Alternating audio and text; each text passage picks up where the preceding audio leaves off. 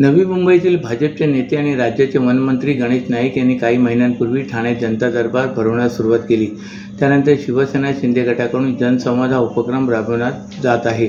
असे असतानाच आता राज्याचे उपमुख्यमंत्री एकनाथ शिंदे यांच्या बालेकिल्ल्यात शिवसेना ठाकरे गटाचे उपनेते नितीन नांदगावकर यांनी आजपासून चंदनवाडी शिवसेना शाखेत जनता दरबारास सुरुवात केली. या जनता दरबारात ठाणे शहरातील नागरिकांनी विविध समस्या घेऊन नांदगावकर यांच्यासमोर मांडल्या. काही महिन्यांपूर्वी शिंदेच्या बालेकिल्ल्यात वनमंत्री गणेश नाईक यांनी जनता दरबार भरवण्याची घोषणा केली होती. त्या घोषणेमुळे शिवसेना शिंदे गट आणि भाजपच्या पदाधिकाऱ्यांमध्ये शीतयुद्ध रंगल्याचे दिसून आले. गणेश नाईक यांच्या घोषणेनंतर भाजपचे ठाण्यातील आमदार संजय केळकर आणि निरंजन डावखरे यांनीही आमदार आपल्या भेटीला या उपक्रमातून जनता दरबार घेण्यास सुरुवात केली. त्याचबरोबर ठाण्यातील भाजपच्या आमदारांनी सुरू केलेल्या आमदार आपल्या भेटीला या उपक्रमामुळे अस्वस्थ झालेल्या शिवसेना शिंदे गट यांनी जनसंवाद उपक्रम हाती घेतला. ठाण्यात कायमच जनता दरबारामुळे सुरू असलेल्या चढाओढीत आता ठाकरे गटाने उडी घेतली. शिंदे यांच्या बालेकिल्ल्यात आज शिवसेना शिंदे गटाचे उपनेते अमित नांदगावकर यांनी ठाण्याच्या चंदनवाडी शिवसेना शाखेत जनता दरबार घेतला होता. यावेळी शिवसेनेचे उपनेते नितीन नांदगावकर, ठाणे जिल्हा प्रमुख केदार दिघे, शिवसेनेचे पदाधिकारी व कार्यकर्ते यावेळी उपस्थित होते. परिवहन सेवेतील वागळे आगार येथील प्रशासकीय इमारत तसे वाहतूक भवन इमारतीचे सन 1998 साली बांधकाम करण्यात आले. पण तेव्हापासून कुठल्याही मोठ्या स्वरूपाच्या दुरुस्तीचे काम न झाल्याने या दोन्ही इमारतीच्या बाहेरील बाजूतील भिंत व RCC बांधकाम नादुरुस्त झाल्यामुळे सन 2017 रोजी स्ट्रक्चर ऑडिट करण्यात आले असता या दोन्ही इमारती C2B श्रेणीत दर्शविल्याने इमारतीची तातडीने दुरुस्ती केल्यास इमारतीचे आयुर्मान किमान 15 ते 20 वर्षे वाढेल असे वर्तविले होते. परंतु या स्ट्रक्चर ऑडिटला 8 वर्षापेक्षा जास्त कालावधी लोटून देखील कुठलीही दुरुस्तीचे काम न केल्याने इमारतीची दुर्दशा झाल्याने कर्मचाऱ्यांना जीव मुठीत घेऊन काम करावे लागत असल्याची बाब ठाणे काँग्रेसचे प्रवक्ते राहुल पिंगळे यांनी आयुक्तांना पत्राद्वारे निदर्शनास आणून दिले. काँग्रेसच्या शिष्टमंडळाने परिवहन व्यवस्थापक भालचंद्र बेहेरे यांची भेट घेत इमारतीची पाहणी केली असता वाहतूक भवन या इमारतीत कंडक्टर ड्रायव्हरचा रेस्टरूम, तिकिटाचा साठा, record room, cash room, union office असून इमारतीचे कॉलम, बीम व बाहेरील बाजूशील प्लास्टर बरेच ठिकाणी खराब झाले असून लिकेजचा प्रॉब्लेम असून इमारतीच्या आतील भागातील प्लास्टर पडत असल्याचे निदर्शनास आले. यावेळी बोलताना राहुल पिंगळे यांनी सांगितले की ठाणे महापालिकेच्या वतीने दरवर्षी पावसाळ्यापूर्वी शहरातील धोकादायक आणि अतिधोकादायक इमारतींचे सर्वेक्षण करून यादी जाहीर केली जाते. कारण धोकादायक इमारती पावसाळ्यात कोसळून मोठी जीवितहानी होण्याची शक्यता असते. यापूर्वी देखील अशा घटना घडल्या असून त्यात नागरिकांना आपला जीव गमावा लागला आहे. असे असताना देखील उपमुख्यमंत्र्यांच्या मतदारसंघातील व परिवहन मंत्र्यांच्या शहरातील परिवहनच्या धोकादायक झालेल्या व शेकडो कर्मचारी काम करत असलेल्या स्वतःच्या इमारतीकडे मात्र महापालिका प्रशासनाचे दुर्लक्ष होत आहे. ठाण्याचे माजी नगरसेवक आणि भाजपचे माजी जिल्हाध्यक्ष संजय वाघोले यांच्या विरोधात एका एव्हिएशन ट्रेनिंग सेंटरच्या संचालकांना अडवून ठेवून 22 लाख रुपये मागितल्याचा प्रकार समोर आला आहे. या प्रकरणी संस्थेचे संचालक डॉ. प्रमोद मोरे यांनी वाघोले यांच्यावर 36 जणांविरोधात नौपाडा पोलीस ठाण्यात गुन्हा दाखल केला आहे. पोलिसांनी या प्रकरणाचा तपास सुरू केला आहे. ही घटना सोमवारी रात्री घडली. ठाणे रेल्वे स्थानक परिसरातील नॅशव्हिल एव्हिएशन ट्रेनिंग सेंटरमध्ये माजी नगरसेवक संजय वाघोले 35 ते 50 लोकांसह गेले आणि सेंटरचे संचालक डॉ. प्रमोद मोरिया, डॉ. प्रशांत सिंग आणि केंद्र संचालिका प्रतिभा भालेराव यांना बंदी बनवले. तसेच सेंटरमध्ये शिकणाऱ्या विद्यार्थ्यांना पुन्हा पाठवण्याची धमकी देऊन मारहाण आणि तोडफोड करण्याची चेतावणी दिली आणि तात्काळ 22 लाख रुपयांचा चेक देण्याची मागणी केली.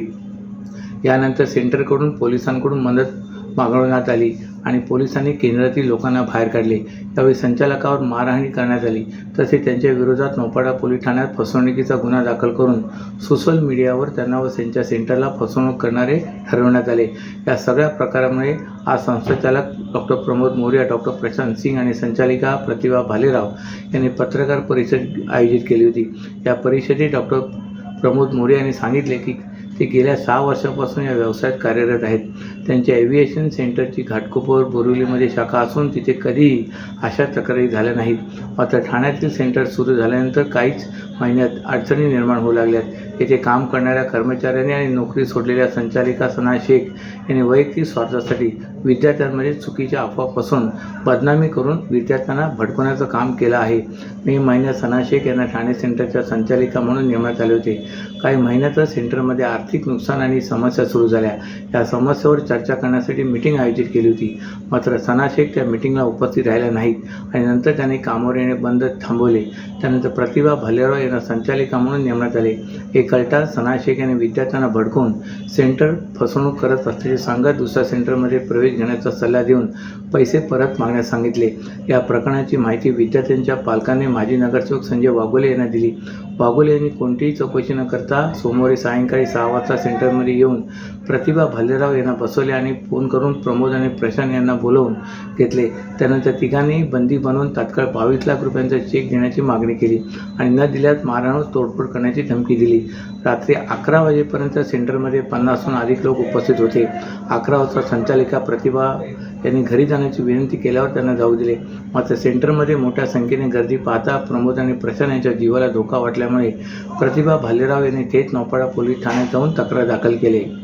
महाराष्ट्रातील भगिनींना आधार देणारी राज्य शासनाची मुख्यमंत्री माझी लाडकी बहीण योजना. या योजनेअंतर्गत अल्प उत्पन्न गटातील 21 ते 65 वयोगटाच्या भगिनींना मिळणार दरमहा 1500 रुपयांची मदत. अर्ज करण्यासाठी 31 ऑगस्ट 2024 पर्यंत मुदतवाढ. कुटुंबाचं वार्षिक उत्पन्न 2.5 लाख रुपयांपेक्षा कमी असलेल्या महिला पात्र. कुटुंबाकडे पिवळं किंवा केशरी रेशन कार्ड असल्यास उत्पन्नाचा दाखला आवश्यक नाही. पांढरं रेशन कार्ड असेल किंवा रेशन कार्ड नसेल तर कुटुंबाचं वार्षिक उत्पन्न 2.5 लाखांपेक्षा कमी असल्याचा दाखला आवश्यक.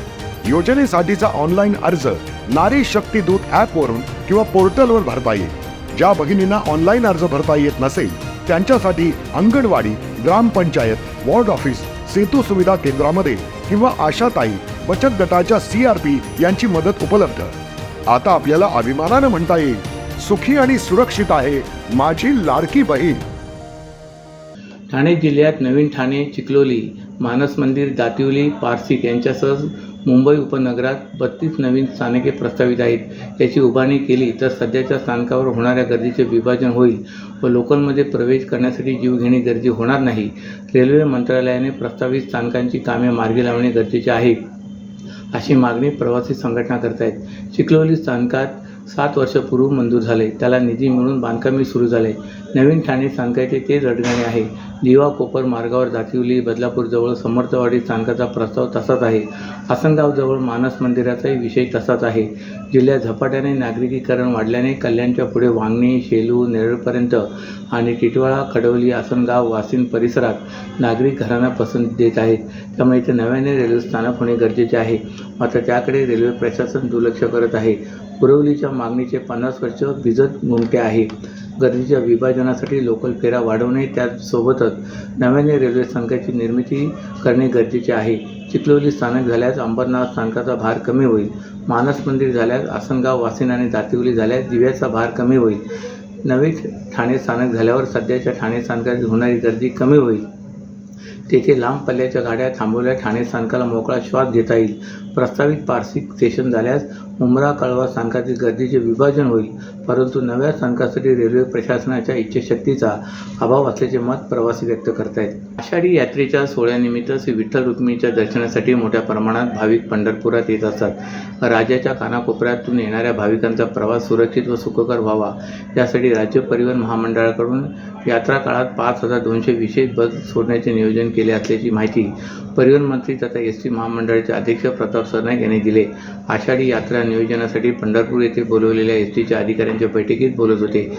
यावेळी ST महामंडळाचे उपाध्यक्ष व व्यवस्थापकीय संचालक डॉ. मधुकरराव कुसेकर, STचे सर्व खाते प्रमुख उपस्थित होते.